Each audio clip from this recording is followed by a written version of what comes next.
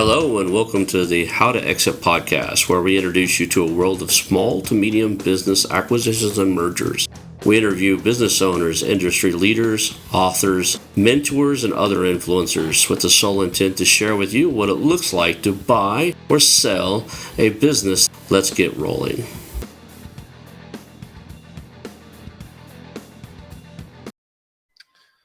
Hello and welcome to the How to Exit podcast. Today I'm here with Stephen Kuhn. Stephen is a mergers and acquisitions pro and just really cool guy to be around, turnaround expert. I personally, just as a full disclosure, I've personally been in around and seeing Stephen's work for probably the better part of a year and a half now. So we're involved in some of the same groups, and it's a pleasure to have you on the show today, Steve. Let's just get started. Thanks. Yeah, let's just get started kind of where you started. Like, what got you into mergers and acquisitions? What's your background? Well, it's sort of like this. Mergers and acquisitions, I've probably been doing that almost my whole life without even thinking about it, without even knowing what I was doing. I got my MBA back in 2005 in the UK. I was already doing deals, but I was doing them a little differently. And I would, I was a business turnaround advisor, and I would actually go to the units or to the businesses and turn them around. And I would always say, well, give me some equity, right? And instead of just the payment. And most people would do it without even batting an eye, with a guaranteed sellout when I'm done, right? So that would invest. They're thinking, okay, this guy's invested in here. He's really going to help us grow the business. And so that was me already doing M&A without even knowing it. And then I guess it was over 2 years ago, I took the Harbor Club course with Jeremy Harbour in the UK. And on that weekend, I closed my first deal. On the second day of the course, closed my first deal. And then since then, I've closed. I mean, I have a total of 22 companies where I own equity or shares, and I usually get upfront fee for introductions to whoever. I get equity. I get sometimes a retainer for 3 to 4 months to set up the deals and make sure they flow. And then I get commission out the back end for anybody who I bring in who will generate sales or leads or whatever it is that they're looking for. And so I've turned it into like a niche, and I do quite well with that. And I sort of teach that, to anybody who wants to listen. And I personally met a couple of people where you've stepped in and helped them get deals done. I don't think they could have done on their own. So, Yeah, well, that's the whole point. Before you get to that deal, that's the key. The whole deal isn't what comes after they say, yes, let's do this. The whole deal is before that. And that means, like everybody says, building rapport. But what I say is, you go in there, create space, focus on the only thing that you can control in any conversation, and that's the intention. What's your intention? My intention is to solve this person's problems and create value, right? How can I do that? I don't know how to do that until I know the entire story, and I mean even the personal story. So I've had meetings with companies. 16 meetings was my longest one before we even talk numbers. But they're solid conversations. We're looking at a company right now. It's quite incredible, and it all came through conversations. So that's the most important part of any deal. Yeah, I like to do that. I like to get in and it's like try to figure out what their pain points are, Yeah. both inside the business and inside of other areas, right? A lot of times, like some of the smaller businesses that wouldn't qualify for something I want to get my hands on anyway. They're in their own way. Like they're the one causing like the problem. So it's often interesting to be able to show them a direction or give them advice to help them clear that up so that they eventually have a business that's sellable. Yeah. Right. Yeah. So, well, and it's, I don't even think about, what are the pain points? I don't worry about that. I ask 5 questions, and I tell this to everybody worldwide. Well, what's your current stats? Like, what's going on? Where are you at? What's going on? Feeling wise, I don't care about the numbers right now. What's your feeling? They're going to tell you some numbers. It doesn't matter. So what are you feeling? What's your status? What are your challenges? What have you done to try to overcome those challenges? Why do you think that didn't work? Because they wouldn't be sitting talking to me if it did. And, where do you want to go from here? And I do that in conversation form. And I find out, for instance, one guy's like, yeah, it's time to retire. I'm going to travel with the wife, blah, blah, blah.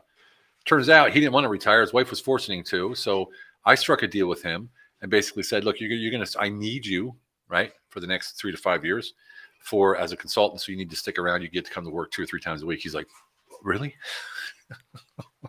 I can stay in my job. I'm like, yeah, well, you got to tell the wife, that's the stipulations of buying. He's like, okay. And so he closed the deal literally to appease his wife, but still keep a little bit of what he wanted to do. And if I didn't know that, he might not have been happy, or would have looked for somebody else, or would have pulled out in the last minute, because I didn't find what his issue was. So it's so important to get to that point. Crazy. Throughout interviewing people in the podcast and through interviewing business owners to see what their, business owners who have sold, to see what their pain points, what they liked and disliked, I very commonly come across that the owner did not take the highest and best offer. When I dig Yeah. into what did they take, they took the one that solved most of their problems or their Yeah. Of wants and course. desires, right? So, Yep. and it's not money. I mean, a lot of people think that, in mergers and acquisitions, it's 100% money. The best offer is going to get the business. I I would There's say, people, and that's going to be the issue that everyone has who goes into a meeting with guns blazing. And it cracks me up sometimes. People say, "Hey, could you come help me do this meeting through the first meeting or two meetings?" I'm like, "Okay, but I got to lead. Okay, let me lead and just listen." And man, I'm on a pull, like this emotional journey, and then they're like, "Hey, so what's your revenue look like?" And it's like someone scratching the needle across a record player. And I'm like, "Dude, I just said," like, what I mean? Like, and then they pull out, and they're like, "This vibe is weird," and like, what? And so it takes a special kind of person to actually care for real what that person wants. What's the issue that you're solving? What's the challenge they have? And can you even solve it? Sometimes, the thing that I do is I'll be like, look, let me get back to you. Give me about 2 weeks. So you have, I always tell the story about the Austrian company. They want to manufacture in America and sell to American government. So they need an American manufacturer, distributor, and a government contractor. And I said, okay, let me get back to you. I went over, didn't go over. I called my contacts, got one of each. I got the contractor, the manufacturer, and the distributor, and asked them what they could do, how many doors they have, what kind of revenue think they can make, what would the cost be. And so I calculated, well, I'm probably going to bring them about 5 million in the next two to 5 years.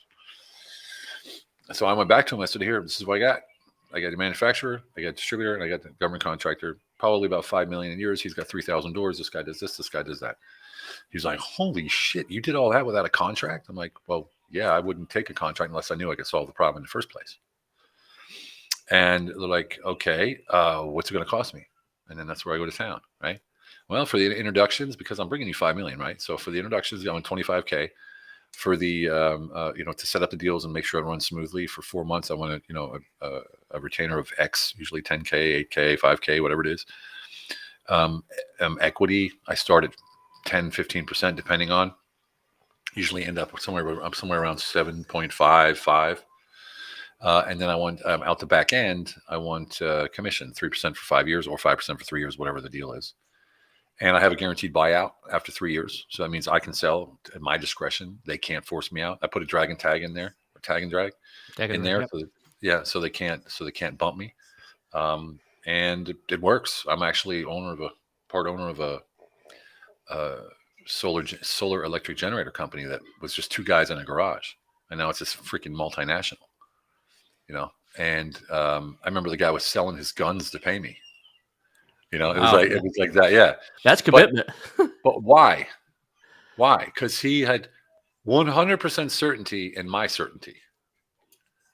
You see, when the book that I wrote, Unleash Your Humble Alpha, that my co-author and I wrote here above my head, we talk about certainty. Right? Certainty allows you to let go of the how. If you're certain of whatever you're doing, you don't have to worry about how you're going to get there because your certainty will carry you there. And people buy into your certainty. They don't buy your product or service. And so when you realize this and you go into a deal, you go into a meeting, you go into anywhere, you do what we call create space. You show up just like I'm doing here. You show up wholly and fully for the person in front of you or the people with no preconceived notions, no cookie cutter solutions, and no expectation of a specific outcome. Two things about an expectation. You either have an expectation and you verbalize it and get an agreement, or you don't have an expectation. That's it. You focus on the only thing you can control, like I said, and that's the intention. Adding value, creating value by solving problems. And when you do that, it creates this space around everybody, the whole meeting and stuff. And we just sort of vibe and we co-create a solution that otherwise alone you or I would never come up with. That's why creating space is so powerful. It's probably the most powerful concept in the book. And I do that for so many people. And my deal I'm doing right now with a partner actually flew to Switzerland and visited with the seller, and that was probably the most important thing we ever could have done. So it was worth the investment. Um, and we were done in a half an hour. Do you You know think what I in mean? this day and time that's still needed occasionally? Like people need to see you be in your presence and get that not only just a handshake, but there's a vibe or Yeah, a frequency. presence, a frequency Yeah. or something that happens when you're in the same physical location as another human being. Well, it depends. I mean, this was a company. The owner's over 70, so most certainly they need to see you in person. It's a family business, 70 some years old. Definitely want to see you in person. Want to hear what you're about. Want to feel your vibe. See if you're going to protect your legacy, that kind of stuff. And we were in 30 minutes. We were done. And I'm the kind of guy. I literally walk in that meeting and I could care less if we close the deal. I don't even care because I know whatever happens in that deal is either going to teach me something that I'm going to do better in the next deal, or I'm going to get the deal. It doesn't matter. It really doesn't matter. And just that lack of want and need and wish creates an atmosphere of ease that they're just like, wow, these buyers are amazing. These guys, are squared away. So, and it was so probably the hardest negotiations I've ever had, but with the least amount of talk. It was literally like two words, and we sat and we looked at each other and went, huh? And then we two words back, and it was so funny because we were both aware of what was going on, but we didn't do like this typical negotiation. It was very polite and very cordial, um, respectful, and of course, being in Switzerland, I speak German, so they were in the German speaking area, um, and we sort of dropped some German words in there once in a while, and made them feel at home. Then I told them that my family comes from Switzerland back in the 1500s, and like all this kind of stuff to try to get them, not to try to get closer to them. But Right. it's real. It's real. It's not. And this is the key. You have to care. If you don't care about that person in front of you, don't even try to sell to them because they're going to tell you, maybe you'll get the company. But I told them, I said, look, I'm going to tell you straight out. Your company, the wages that you pay your 10 employees or whatever they were, I can fire them all, cut them in half, and hire people who are younger and more qualified. And I could save $1 million a year in wages, but I won't do that because that's your legacy that I'm protecting there, and the legacy of these employees. And he was like, whoa, crazy. So it's all about, I really care about this person. Another deal in Australia. She wanted me to help her turn her business around. And we talked about it. I said, okay, it's a 6 month commitment, 5K a month, and some equity. And she was like, okay, how's 30% equity? I was like, you never done this before, have you? That's a key Yeah. indicator. Like, Yeah. And I was like, look, if I took 30% equity, I would have to work another 6 months to make sure that you get what you want out of this. So let's keep it at 10% equity. And she's like, I can't afford 5K. I'm like, all right, make it 3.5. I don't care. You know, whatever. So she's like, okay, Australian dollars. I'm like, oh, okay, let's do it. So I did it for 3.5 Australian dollars and 10% equity, and we had a blast. And she is now a business partner in uh, two businesses, one investment fund that we're launching, and in the new NFT project. And this is what I mean because I cared about her success. We became friends, and now we're doing business together.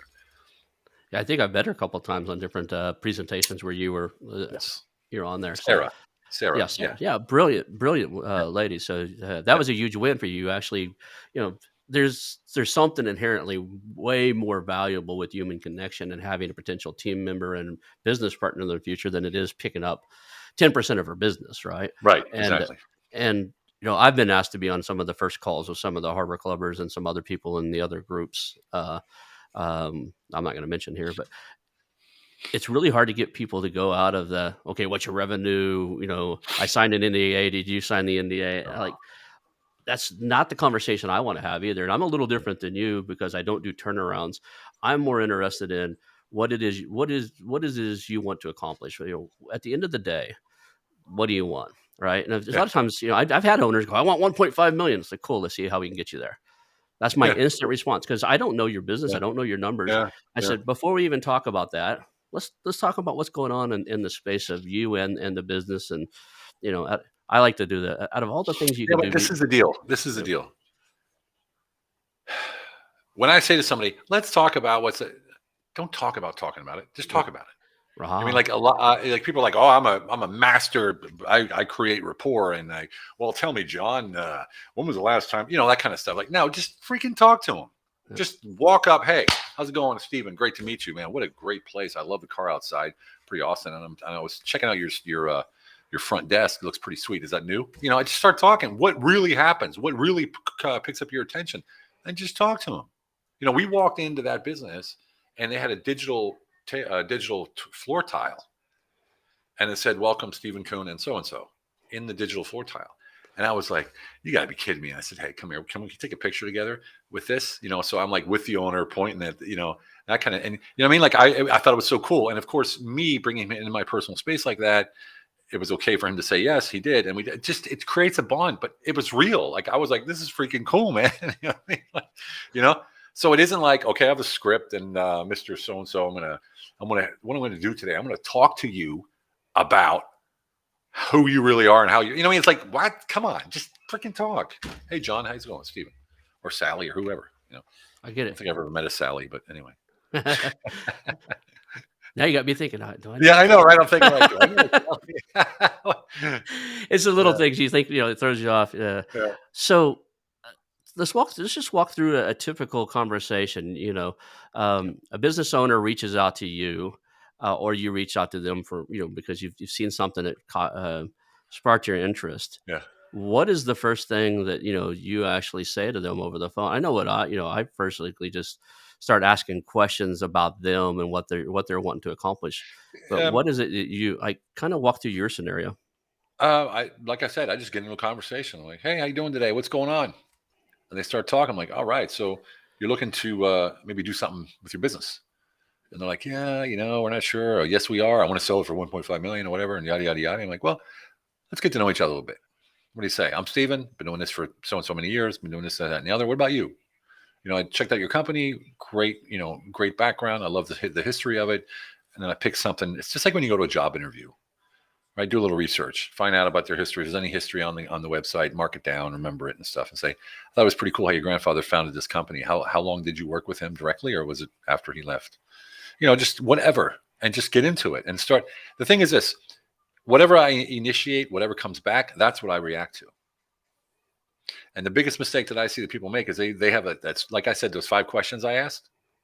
I don't stick to that script. I might ask the first question, and then it goes on forever. And then I ask the third question, I go back to the second question. It depends where I am. I pick them up where they are and meet them where they are. Right. And so it isn't this, okay, check, check, check. Not at all. It's just, hey man, what's going on? What's the status? Why do you want to sell? Like, this is beautiful. What's going on? And then they just talk to you, well, yeah, the wife and da, da, da, da. And then you say, well, what are the challenges that you're having with this? Why can't you? I mean, it's a beautiful company. He's like, well, my kids don't want it.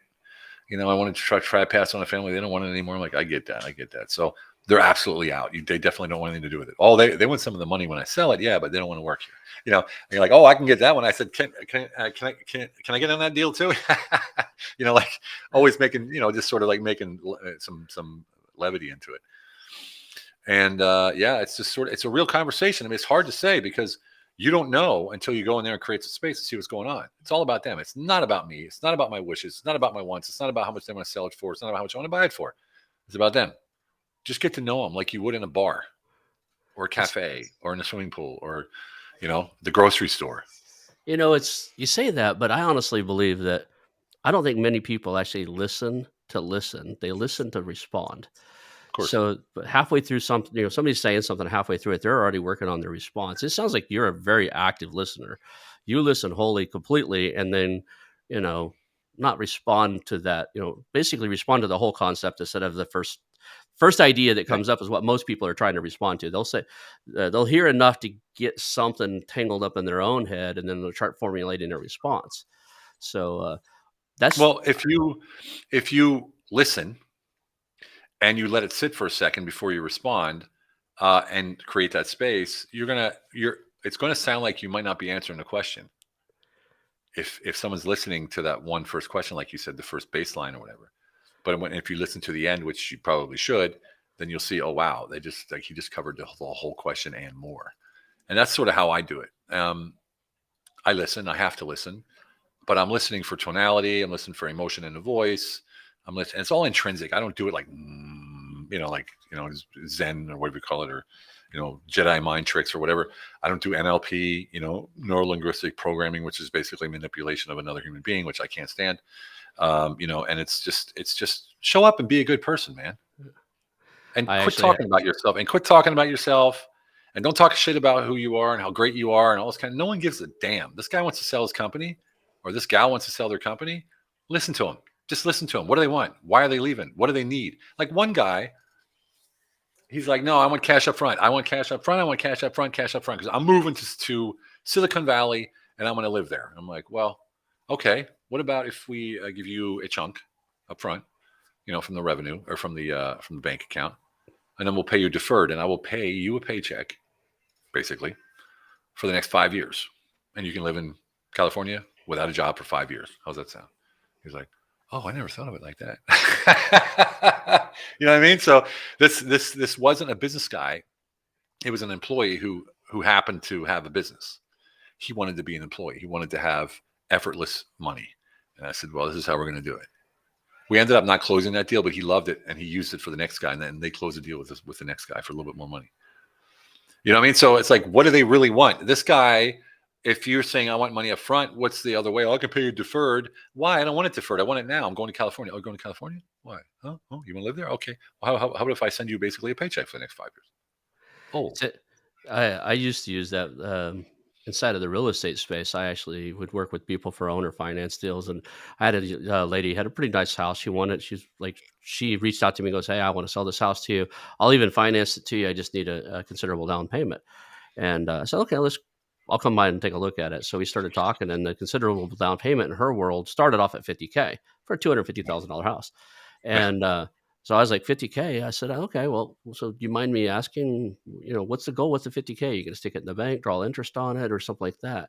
And she goes, well, I want you to have considerable skin in the game. And I was like, well, this is the business I'm in. And we just had a nice discussion about it. And the next thing I know, she goes, well, I'll take 30K. It's like, cool. Um, you got to use for the 30K? She goes, yeah, I'm going to go on a cruise. I'm like, that's going to be one heck of a cruise, 30K, yeah, And the next thing I know, we got it down to, I think it was like $11,000 down. I paid for her cruise. I basically paid for the ticket on yeah, the cruise and some yeah, spending money, yeah, what she wanted. The cruise was like 7,500. So I just took care of that cruise she wanted to go on, gave her some money to spend on it, and then I showed her, I'm paying you 8% interest on this house. You're not going to get that at that, in your, CDs and bonds you were going to stick this yeah, money in yeah. anyway. No. So let's get a better interest rate in it. And she was all about it. She's really happy. So a lot of times people tell you they want something, and I don't think that's what they really want. They were told to ask for something. So Yeah, they yeah, asked somebody, exactly. they said, get significant down payment. You know, Yeah, so well, most people who start a business never think about exit until they're like, oh, maybe I should leave. They don't even call it an exit because they don't know it's called an exit typically. So yeah, it's there's always a and even saying that there's always a way makes it sound like I'm trying to find a way, but I'm not. I'm literally just trying to get to know the person. And if I can, and this works in any kind of deal. I don't care if I'm going and I'm flying to the States and I don't have business class and I want an upgrade. I'm going to get a freaking upgrade. Why? Because I don't give a shit about the person in front of me. I'm going to talk to them. Right? I get that upgrade. I own it. Right? This book, our book, Humble Alpha, Unleash Your Humble Alpha, it teaches you how to own your presence in life, where you show up, people listen, period. Simple as that. And that's by knowing your true identity and who you are. And that's by knowing your purpose. And that's by amplifying your identity through your purpose, owning that presence. And when you have that, people just want to be around and work with you. Why? Every time I get on a call, every time I get on a group call, or today I was on a mastermind as a guest speaker, they're like, man, your energy is amazing. And I'm like, boy, if you knew how I was in person, hell, this is nothing, you know. But it's not because I'm pushing it out. It's because I'm not trying to be anybody. I'm not trying to impress anybody. I'm not trying to do anything. I'm just being me and loving what I do. That's where the energy comes from. People think it's like, oh, you work out all the time. Yeah, I do. That's part of it. But it's only because most people, you see them, they're like, well, hello there, yes, and nice to meet you. And they're trying to figure out how do they act. I'm like, just be yourself, man. Just be authentic. If you're an asshole, we're not going to get along. And at least you're honest. If I'm an asshole, we're not going to get along. So if at least you're honest, you know what I mean? Like, why change yourself for something on the outside? The inside is where the power lies, my friends. The inside is where the power lies. When I know who I am, my true identity, and I know my purpose, man, I'm unstoppable because I have that certainty of who I am and that I'm able to deploy my genius in any situation that I am confronted with. Boom, period. And as they say in German, Ende aus. End out. And then, I have another friend here in town who is, retired Marine Corps, overly confident, but people Poor buy guy. into his confidence will help him out because he really believes that he's going to accomplish whatever he says he's going to accomplish. And there's a big difference in that. People buy into your Certainty. certainty. Yeah, I like that word better than You confidence. said overconfident. Now that's the thing. You can't be over certain. There's no such thing. You can be overconfident. There's plenty of that out there. That's people who are in their zone of power, which is great. And they're the people who identify with that title and not who they really are. So a lot of people say, I'm a Marine Corps veteran. I'm an Army veteran. I'm a CEO. I'm a mother. I'm a father. And that's great. And that's wonderful. And you should be proud of that. But that's not who you are. That's what you do. Right. And I once guess. and people take, and that's where the lack of integration, full life integration comes from. When you see a CEO at work, he's, and then at home, he's, his kids are beating him on the head with a stick, and his wife says, take the garbage out and shut up, and the guy can't do anything because he's not a leader of himself, leader of his mind, right? You got to lead your mind. You have 5 minds. You have the conscious, the subconscious, the parenting mind from your parents. You have your inner child, and you have your ego. If you don't lead those minds, your subconscious is going to be feeding your conscious all day long this garbage from the past that you just keep regurgitating, and you'll never get ahead. So you got to lead your mind as a leader. You got to find out who you really are, who's your true identity, and lead yourself forward through your purpose. And it sounds like something that might be, but it's most of it's in the book except for the 5 minds. That's newer than the book, but it it turns you into someone that you love to see in the mirror every day. Put it that way. Like you wake up and you're like, you know what? I'm a pretty good damn good person. I'm not doing this or I'm not doing that. I'm not worried about that. I only think about the things that I am doing and that I want and not what I don't want. Most people focus on what they don't want. Oh man, I hope it doesn't rain. Oh my God, I hope I don't wreck my car. Oh, I hope this. I hope that. Why don't you focus on what you want? Put that energy into what you want. Stop thinking about what you don't want. That's where the power comes. I think there's some merit to the power of suggestion or whatever. So I'm big on that with my family. Like, it's raining. I hope we don't get in a wreck. I was like, stop! Don't even say those words. Change. Like, it's raining. We're trying to drive slower and safer. That's fine, right? Yeah. But if people put as much intention and attention on things they wanted in life than they do on things that they don't want in life, their life Yep. results would be totally different. The universe, it conspires for you always, 100% of the time. If you say, man, this is shit, the universe will be like, as you wish. More Here you go. There That's you what go. you said, Yeah. and we actually create that with our own. That's why I always say, find good meaning in everything, right? No matter what happens, find good meaning in everything. Have no against energy, no, not against anyone, or not against anything. And another thing is the, you know, the want energy, which is I want this, I want that. So when you say I want to buy this company, right, or I want to sell this company, or I want to make $1,000,000, that turns into, man, I hope I can make this. Oh man, I need to plan. I need to do this. What you're doing is you're giving it excess importance or excess desire. And what that does is it does this, right? And all the magic happens out here. Coincidences over here, coincidence, luck, new doors, new people, new situations, podcasts, all these kind of things. They happen out here. And if you're like this, you won't see them and you're going to miss it. And you're going to think that you're going in the right direction, but that's the direction you think you should go, maybe not where you should go. And so there's so many, there's such a, it's almost like a, what's the word? Teufelskreis, like a rabbit hole that you go down once you start understanding this stuff. And it's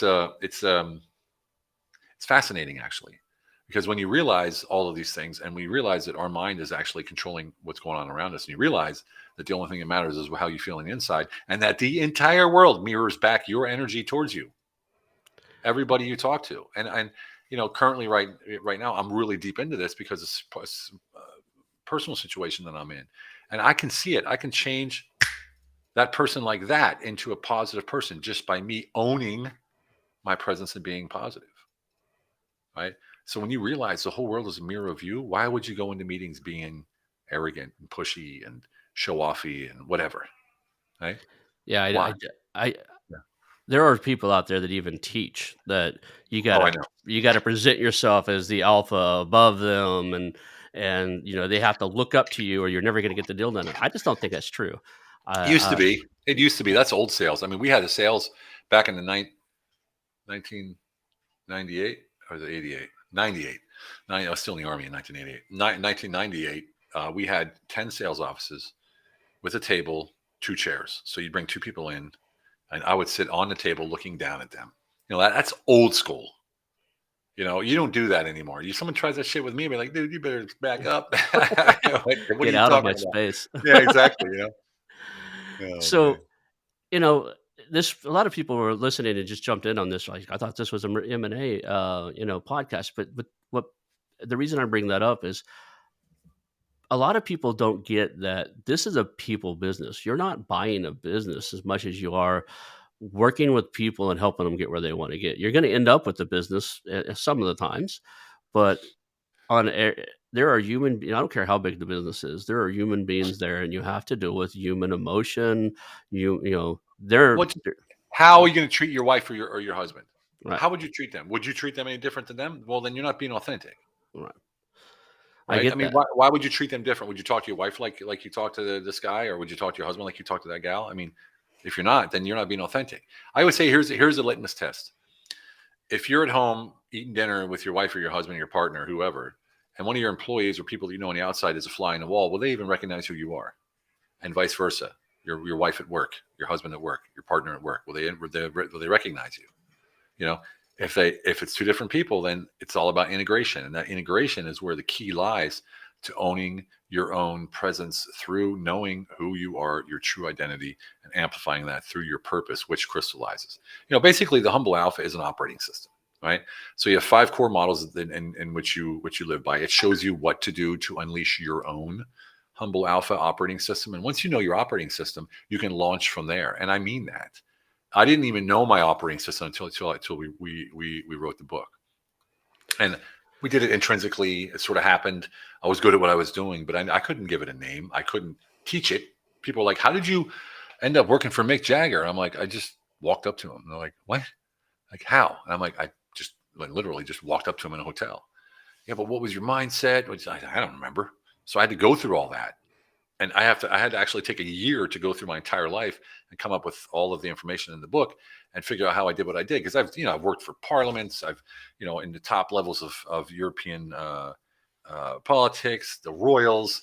I did movies. I mean, it's crazy, just ridiculous kinds of stuff, which in industries I had no idea about, and in positions I had no qualifications for, and I always did it. People are like, how? Well, it's all in the book now. Right. So, You know, if so, the book it would the Humble Alpha book will show them the operate self-operating system as you refer to it. What How does that relate to the like?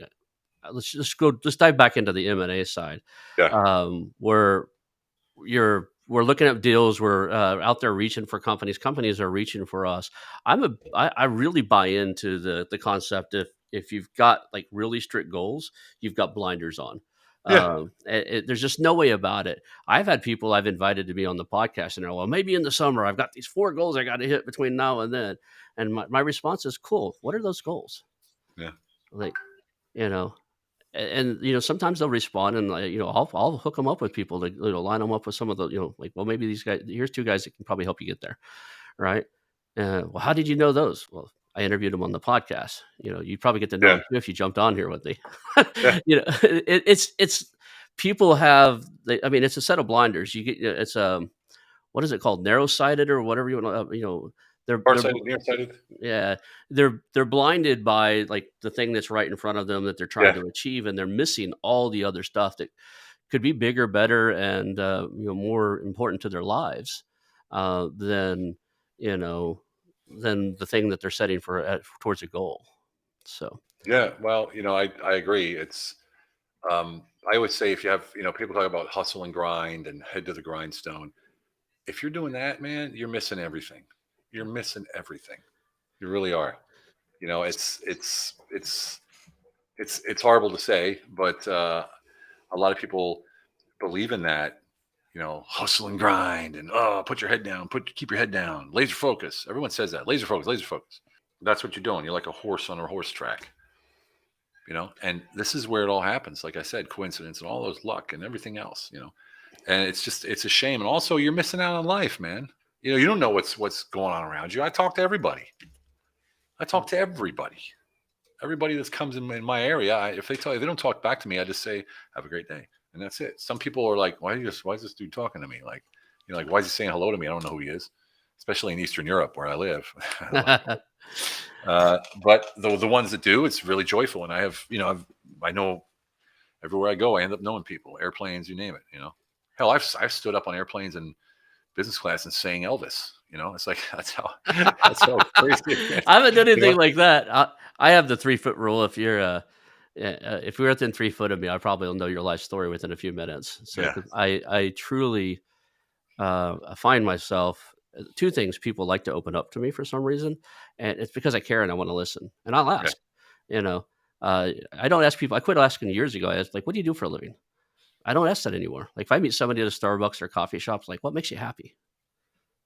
I don't care what you do for a living. What makes you happy? A lot of times it's my kids, my grandkids. I love my job. Cool. What's your But job? I'm going to be honest with you. If someone asks me, what makes you happy? I'd be like, that's a weird question to ask me. It's exactly why I do it, though. It makes you stop and actually think, right? Okay. Yeah. So, Well, yeah. Well, Steve, I mean, I would be like, what's this guy want from me? I would be like, why is he asking me?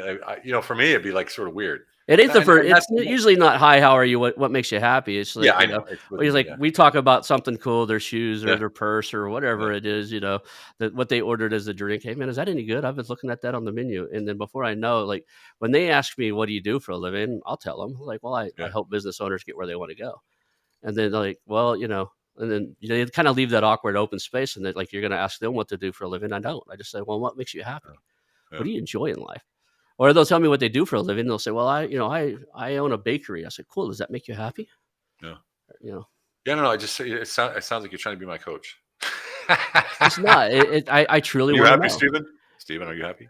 Yeah, I'm Yeah. happy, dude. Are you sure? Oh, yeah, I'm It's. happy. I think it's in the tonality, right? I'm actually coming I'm from an just messing with awkward. you, man. I I'm know you messing are, with you, dude. I'm just but messing with there's a difference in saying, "Hey, what makes you happy, man?" Right? you. Yeah. Then, hey, then the real authentic. It's like, "Oh, Well, you just told me you're an M&A, man. Does that really make you happy? What is it you the enjoy in thing life, that man?" what you're talking about there is it happens inevitably in a longer conversation where you end up being the helping hand of that person have a breakthrough, in that moment. I mean, I'm a coach, right? So I've been doing it for 25 years. I was a coach before people knew what a coach was. Most people forget in the corporate world has been coaching since the late 70s, or Right. sorry, late 60s. It was a part of if you were a corporate executive, you had to coach. That was your job. And now it's like coaching. So, Right. um, you know, I always like I'll end up. I mean, I've even met women that ended up being a girlfriend. Because you end up on the plane almost coaching them or wherever you are, and yeah, it's funny. It's funny how, and it's because I really care. Like I really care. Like I got invited to the UK actually to speak at the Harvard, the what's it called, Deal Fest from Jeremy Harbor next month, and I was doing a presentation in a Facebook group, the High Net Network, and I said, yeah, I'm going to be in London. Oh my God, you're in London? Can you come? And because I always go into that group, never want nothing, never ask for nothing, just give, give, give, give, give, because I love the people and I love like making them successful, and they just like adore me because of that, giving free value, right? And so they invited me now to stay 3 days longer and do 3 events in 3 days for the Network, like high end, the whole British private club scene. You know what I mean? Which is cool. Looking forward to it. But it's completely different than what I usually do. I usually don't get involved in that kind of like scene anymore. I'm 54, live in a small village in Hungary. I like to spend as much time with my kids as possible. and do as little work as possible and have the biggest impact. So do you ever accidentally coach yourself out of a deal? Because I know I just did. Like, that's the reason I was asking. No, I don't accidentally coach myself out. I will not take that deal if I don't feel the warm and fuzzy. I just don't do it. I mean, I've turned down deals. I've turned down money, like a couple hundred grand, 300 grand. I mean, I just no, I don't feel it. So in this case, what I was referring to is the business owner. I've done a lot of work to get where you're kind of already at. I've taken the different courses, the Tony Robbins, the Landmark, I'm certified in NLP, cognitive behavioral therapy. I don't use it on people. I did it. I actually took that certification because somebody was using it on me and I needed to work with them. Yeah. And I was like, I need to understand this and what they're trying to do so that I can actually communicate with this human being, because I really needed to communicate with them. And they were constantly playing the NLP game. Oh, I can't stand that when someone, I'm like, would you stop with the NLP and just talk to me? And they're like, what do you mean? I'm like, don't even try it. I know what you're doing. You know what I mean? Like, Exactly. So, anyway, I took that stuff. Well, this individual we were going through, and I was like, he was in his own way, and I won't say who it is because I know that his two coaches listen to the podcast. But so he was in his own way, and I started working with him a little bit about why that was there. Meaning he was like his the reason he was selling is he's on his second marriage. They were getting divorced, and he's burned out on this. He's a partner with his wife. There's all this talk about just I'm tired of it, and he's actually kind of self-destructing it. And we started talking about different things, and come to find out he had done one of the trainings I'd done. I was, let's just go back to that training right there. What are the actual facts and what are the story you're creating around the facts that are not necessarily true? And we just talked a little bit. Next thing I know, he's going back to that training, cleaning it up. And I wouldn't have bought the business is in too much trouble. And the cool thing is when we parted ways, I say we're still friends. And look, if you decide to sell this in 2 or 3 years, it's probably going to be more ready for what I'm looking for. I'd have never bought it in its current state anyway. It's just too. I don't do turnarounds. You're an expert in that. I'm not. So I'm looking for well-run stuff. Inside of that space, knowing what you know now, the experience you have now, and this knowledge base you have now, uh, what do you know now that you wish you'd have known, like on day one, like when you first started getting into kind of buying businesses? So, you know, I think all the information you have doesn't mean shit unless you have a relationship. Like you can know like I said, the MBA, which is totally worthless by the way for me. But you can have an MBA, you can have all the degrees and all the knowledge you want, but unless that knowledge is applied, doesn't mean jack. Right? It doesn't mean jack. It's just a bunch of words and stuff in your head. You got to apply the experience, and implement that into your life. I think if I'd have known that, I wouldn't have gotten an MBA. I wouldn't have gotten, spent all that time in those certifications and all that kind of stuff, because I don't need any of them. I'm just doing what I'm doing. And I understand in some countries you got to have a certification, this, that, and the other, but it's just, yeah. I get it. I've got 5 college degrees, 7 majors, right? And all these Yeah. certifications and everything in the world. And part of it used to be the excuse that I used to tell people I love to learn. Yeah. But, No, what it's it an was is addiction. it was an addiction. And actually, it was I had an unanswerable question was, do you understand me? You get it. I grew up, and this is kind of going deep into my childhood, but up until 4th grade, I had a speech therapist. I had a speech impediment. And so people, Mm, yeah. And when we moved to this little country school out in the middle of nowhere where kindergartner through 12th grade was on the same campus, yeah. the speech therapist was in the learning disabled room. So in 4th grade, people seen me coming out of there with kids with Down syndrome, and kids are mean, man. They just like they. So I developed this complex as I'm not freaking stupid. I spent almost my entire life trying to prove it. So that's why Yeah. I say I've got 5 college degrees, 7 major. All this stuff is because I Yeah. was trying to prove to the world I wasn't stupid, and Well, it serves nobody. It really doesn't. It wasn't. no, It was. it's funny. I had speech therapy too. I think until I was in 3rd grade or 4th grade, I couldn't say an R to save my life. Yep. Um, you know, and I was like birthday, birthday, and then I spent all those years learning how to say R, and then I moved to Germany, and then I have to say the R like I used to say it before the therapy. I was like, damn. My All parents that took me. time. My mom was an accountant for Target, which was originally I think Tasco or something. But anyway, they took me in for a employee only shopping day, and there was a giant remote like looking or a big toy fire truck, and I could not say the word truck. I couldn't say the R, and my T sounded like an F. So I was screaming at the top of my lungs, like, I want that Oh, fire yeah. up. I want that fire. This, I always Yeah. label these as explicits. I was screaming, I want that fire fuck. I want that fire fuck. Yeah. And, my dad had his hand over my mouth trying to drag me out of the store, right? All the way to, up a couple of years ago, I made part of my living going around speaking and giving courses on marketing and, doing marketing coaching, right? So it sounds like you did the same thing. I know a lot of people who started off with some adversity and they overcome it to the point where they made that one of their core skills. Well, I mean, it's a my life has cascaded. Like everything I've done was because I needed to do I needed that to do the next thing. And it's something that when you put that in as your, let's say, one of your operating laws, is that everything you do is so you could do the next thing. You never look at the thing you're doing as the final solution or the thing that's going to save you or the thing that's going to be the big hit, because it's a cascading movement to go forward. And that's sort of what I've been doing my whole life. Didn't realize it until I wrote it down. And it's a good thing. It's a cool thing. Like the project we're doing now, the HAVE NFT. You see the website here, havenft.io. That's a veteran-based NFT ecosystem that we're building, the first one of its kind, the largest profit for purpose project on the Metaverse right now. We have a partner called ecta.io. They are a blockchain partner. They have their own token, their own blockchain, their own mainframe. We're 100% autonomous. Real world impact. We're dropping profits into 100 veteran nonprofits. We're working with veterans. We have spokespersons that are just top notch, way out there, and that's something my passion project, right?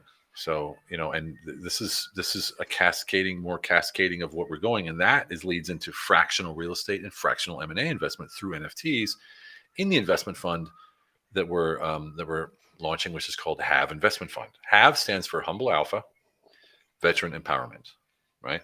Humble So you alpha, veteran empowerment. Okay, got it. Yes, have. So Humble Alpha, of course, and then Veteran Empowerment, which we've been doing for the last 4 years anyway, 5 years, teaching entrepreneurs. We have Facebook's largest veteran entrepreneur group. We got a Warrior Council, which is a paid group. We have live events. We have retreats, symposiums, healing symposiums, and we're using the blockchain to document all of this to make it irrefutable so that other veterans can get help quicker.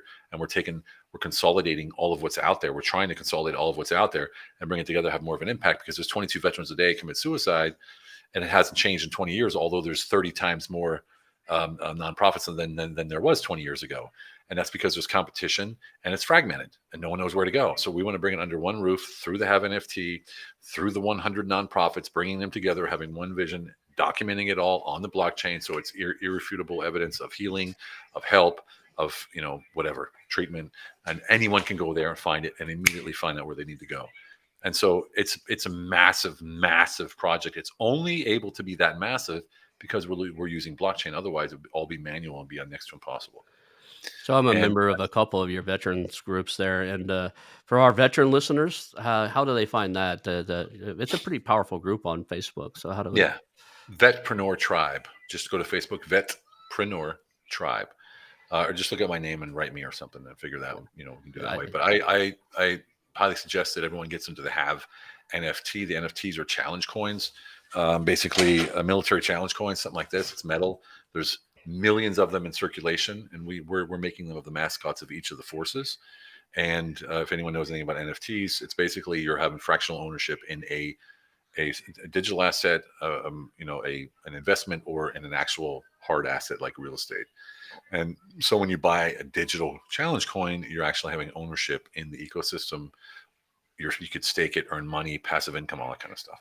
And we're just allowing, we're opening up the path for veterans to move into the digital economy as some of the first movers, because only 5% of the entire world is in crypto and NFTs right now.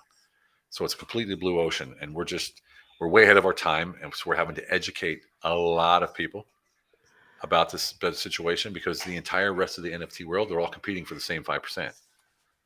It's Right? interesting that you'd think that if anybody looked at my background, you'd think I would be way more into crypto because my background in computer security and stuff. Yeah. I only got interested in it this year. And it's funny is everybody I talk to, everybody knows more about crypto than I do. I've been Yeah. watching all the videos and training and learning and trying to get a little bit. And I'm playing around with Coinbase and some small stuff, but I got intrigued by it because of a deal that came on the table. Um, Somebody beat us to it. I think money loves velocity. Somebody offered a better deal it was a lawyer selling it. But the biggest play to turn that company around and do something significant with it, with the assets they have, would have been NFTs. It was a digital library of movies, basically, and had some of the original Marilyn Monroe movies, some of the original um, Jackie Chan, some of the original Bruce Lee's. You know, taking the goal was is to take key scenes out of those and do some type of NFT on those. But Oh, yeah. so I started diving into that and it's like, that's really intriguing. That's kind of a rabbit hole that you could spend a lot of time in. Um, and it's my kind of side project now is to learn that space. So Well, it goes quick. Let me tell you. I didn't know anything about it. Well, crypto, I did. I yeah, was buying crypto for the last 3 or 4 years, but um, I didn't know basically anything about it until 4 months ago. Until about NFTs. yeah. So yeah. Well, we're at the about 50-minute mark here. We've talked a little bit about your passion projects. We talked a lot about the personal side of M&A, like getting to know the human being and working with them and how really caring about what they need. Um, is there anything, like, we asked a lot of questions stuff? If there's anything that you're thinking in the back of your head, man, we really should have covered this. People should know this about the M&A space around creative deals and stuff. Well, the M&A space isn't all about. And again, like I said, the M&A space isn't all of the structures. It's not. And you go to any professional company, anywhere you go, the first thing you do is start talking about business. Let them do it. That's what McKinsey does, or whoever, Anderson or whoever they are, Ernst and Young or whoever. Um, but you, as a single person M&A guy, you don't have to be Joe Slick from the block or whatever. You don't have to be, the good sounding, good dressed kind of person. Always meet people where they are, of course, right? Don't show up in a disgruntled veteran T-shirt to a meeting with suits and ties, you know. But be yourself and be authentic. Simple as that. I mean, I go into meetings with these guys, with like Ernest and Young, all these guys briefed this bomb, bomb, bomb, bomb, like the laptop and PowerPoint presentations of, all the way up. And I'm just sitting there going, all right, go ahead, guys. And then I just watch them burn themselves out, trying to be something they're not. And I just go, all right, well, I can do all that and more. What do you need? You know what I mean? Like something like that, it's just funny. I get it. Oh, Chad wrote, "Have NFT." Oh, have NFT. Awesome, brother. Don't miss the opportunity to learn and change your life. Hey, Chad. Thanks, brother. Really appreciate it. Wow. Very cool. Someone's Cool, posting cool. in the comments. Very cool. Thanks, Chad. Awesome. Appreciate it. Awesome. Well, is there anything else you want to get out in the world and stuff? We're at the kind of the Hey, top of the hour. join us at havenft.io. Join the Discord channel. You can click on it, read the white paper, which is basically a synopsis of the business. It'll tell you all the information. Get on the white list, which is basically a waiting list, right? And then join the Discord channel, which is like a chat where we have different tabs. We have daily updates, information. All the other members in the community are in there. We have some great times. We have some live Ask Me Anything questions. We have a live reading of the Humble Alpha every single day for 30 minutes. It's a great community to be in. Really, really is. It's interesting. I jumped in there briefly. You sent something out, and I got on Discord. It's my first time I was in Discord. I use Slack for everything, and I have Slack open here with my VA Yeah, saying your me mic too. sounds fine. Yeah. So I have people in the background making sure I'm where I'm supposed to be all through Slack. But Discord was something I jumped in, and I probably spent a few hours just on content you guys put on there. It's some really good stuff. Even if you're not ready to buy an NFT, Yeah. there's some great stuff in that Discord group that'll actually help you move forward in all kinds of areas. I listened to one of the readings of the Humble Alpha. It didn't line up with the calendar.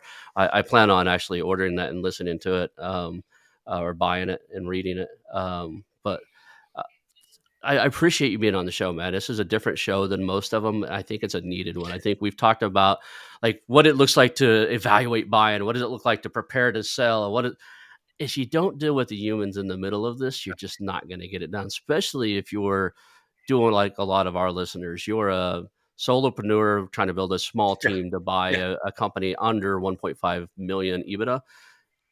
You better get into the human of that other end because he's not. I can see the difference. I can see you being that alpha guy if you're trying to play with the P&E guys or something like that because that's Well, what they expect. alpha, there's nothing wrong with alpha as long as it's on the inside. Right. That's when we say Uh, humble alpha. Humble on the outside, alpha on the inside. I love that Nothing's distinction. wrong with.